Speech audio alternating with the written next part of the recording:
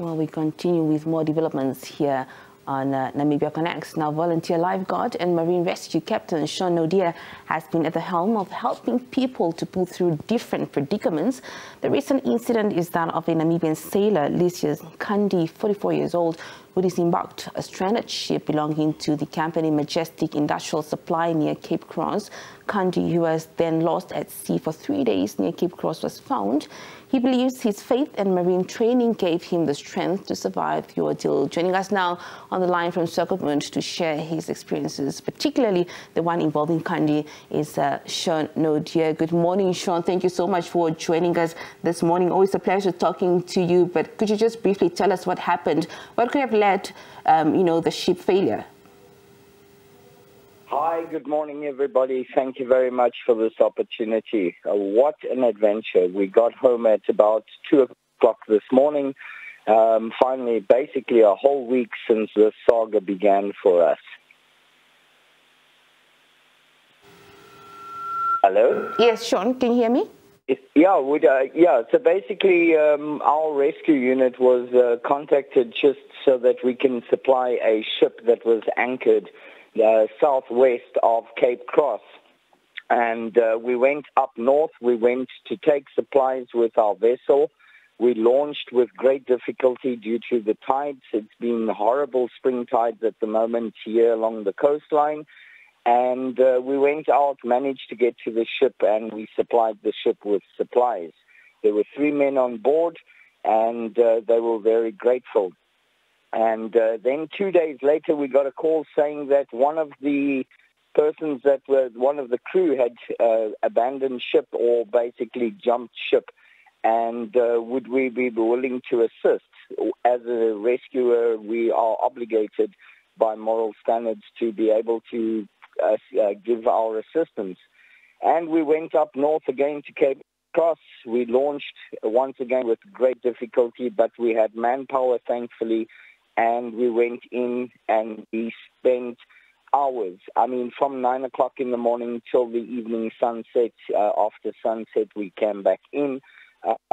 Searching deep sea, we went all the way from Cape Cross to mile 108 with our vessel out deep sea, searching for this person. And then we came back, and the next day we slept in our vehicles on the beach. The next day we went back to Swakop. We waited for the ministries, who then came on board.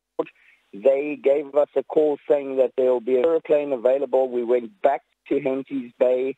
Then we went to Cape Cross. And when we got to Cape Cross, the airplane notified us that they did a flyover, but the visibility was very low due to thick mist. And we were then already at Cape Cross. So then the evening late, we decided to start again the next morning, and the plane was going to fly in. I got a call from the family, and they sent me a video saying the man that jumped ship was back safe at home.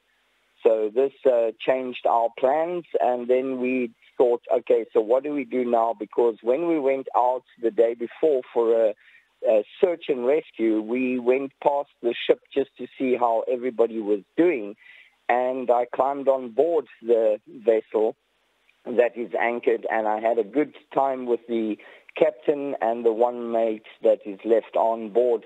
And they told me everything that had happened and transpired, and I gave them the little supplies that we had left, because they had less than 2 liters of water left, and the supplies that I'd given them 2 days prior was finished and also taken by the person who jumped ship. So we gave them whatever we could, and then because the guy had been found, we decided we're going to try and get some more supplies out to them. And this is where the nightmare happened for us, because once the person who jumped ship had been found, everybody abandoned us. That is the 2 that were out there, and including us. And we were stuck at Cape Cross Lodge, having to cover everything, our costs. The first night, the Cape Cross Lodge donated the rooms, but everything else we had to cover the costs. And then we tried to get in. There was nobody to help us. We were a two-man crew with a big vessel that needed lots of manpower. We struggled for hours to get in. Once we got into the water and we were about to leave, they stopped us and called us and said, come back, there's some more supplies coming from Henty's Bay. So then we came back in, and once the supplies arrived hours later, we tried to get back in again, but the people that were with were not strong enough. They were scared of the ocean, and we struggled along the beach for about 200 meters and then eventually came out because it was already dark. We slept again at Cape Cross Lodge, which we this time paid for because we weren't sponsored or anything. And the next day, we were told that another boat would rather come and try and attempt a smaller boat. By 3 o'clock yesterday afternoon, nobody had arrived. So we, as my moral obligation towards the captain, decided, you know what, let's give this one more go. Let's go out there and let's push it. So I sent some money to Swakop and had them bring some supplies up from our own stuff and meet us there. There were 2 people with us. We were 4 in total with the lady that organized everything with us. We tried to get in. The swells were strong. It smashed us upside down, and there was our vessel destroyed. The other vessel also had a few very bad attempts, and eventually that evening yesterday evening, just before sunset, he managed to get in because the water had got low. He went across to the vessel and supplied the vessel and came out. We came home last night at 2 o'clock, and this is how the nightmare has gone for us out here. And sadly, people forgot about us. Well, that's quite gripping. What an experience, Sean. No wonder you're regarded a hero in society. But what are some of the lessons learned from this particular incident? And have you perhaps gotten, by any chance, spoken to Nkandi? How has he described his experience as well? Okay, firstly, I am no hero. I am a servant of the nation, and I'm a guardian. And it is my obligation and duty to serve my country without seeking anything or any reward or any titles. Thank you very much for that, but we are here. The real heroes are the 2 men left abandoned on that ship because they've had to endure so much. But yeah, I did speak to Nkandi. He phoned me the next morning. I found him personally to be very boastful and arrogant, when, as a captain myself, I have absolutely no respect for what he's done. I think he was irresponsible. I think he was selfish. And I feel that he has broken, according to the maritime laws, several laws, and therefore he should be held accountable. And if it wasn't for his act, we wouldn't have endured all this, and I wouldn't have lost a vessel, because our duty was just to make sure they were eating and everything. We were there 2 days before. If he wanted to climb off the ship, he could have climbed off the ship with us. We even offered to take them off the ship, and they didn't want to come. 2 days later, he jumped ship. We could have gone and fetched him. I think people need to see this on a legal perspective, and they need to see how selfish the act was for him to jump ship and leave 2 men behind. He took all the supplies. He threatened them with a knife when they tried to stop him. He did not have the captain's permission, and he did insane stuff on the ship before he left. And this is what people don't know. They're hailing him as a hero. They're giving him the spotlight, and they're making him out to be some soldier and perfect person. He's not. In my eyes, due to him, I have lost a new vessel I've just acquired, because had he not jumped off ship, we would never have had to go up again. So I think the nation needs to understand that the real heroes out here are those 2 men that are left on that ship waiting. because this has all been a lot of lies. There's no tug that's come to fix them. They've been out there stranded for long, and at the end of the day, everybody is spreading misinformation and giving glory to a man who should be court-martialed. There's more to this than what we know, Sean. Given all of the circumstances that you just, painted, was there any injuries reported? How is the crew, at the scene surviving? Okay, the crew that was left there, they are okay, but you could see they are broken, they are tired. And us, we endured a lot. We are broken ourselves, lots of injuries. My vehicles are damaged. My vessel, as you can see, is destroyed completely. So. I personally I'm actually sitting here right now in my room. I'm broken. I'm sore. My back, my arms, everything. But at the end of the day, we're supposed to stand together as a nation.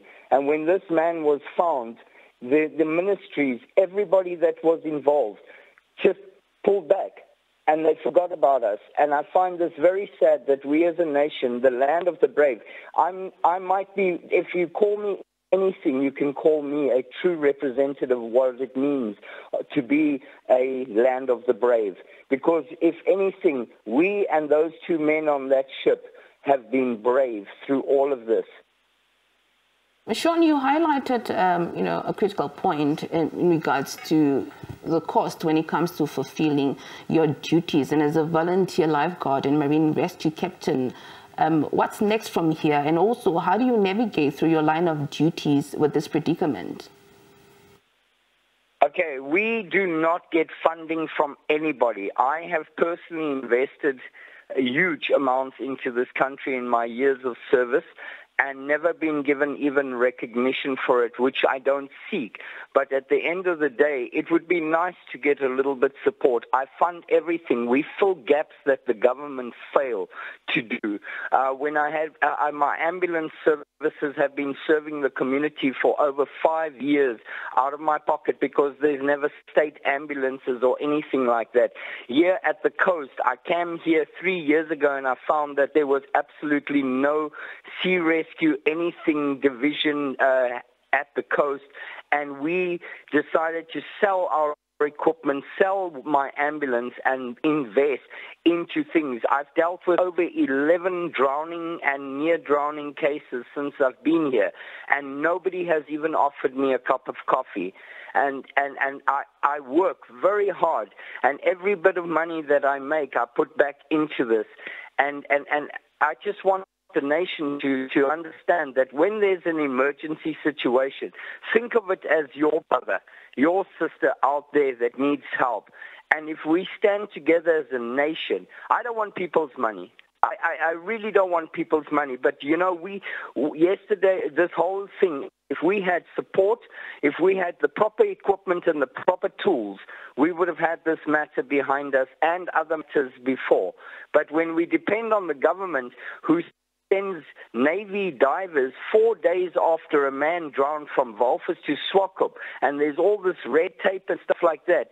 This is a big problem. This should be it needs to be addressed because we cannot have this.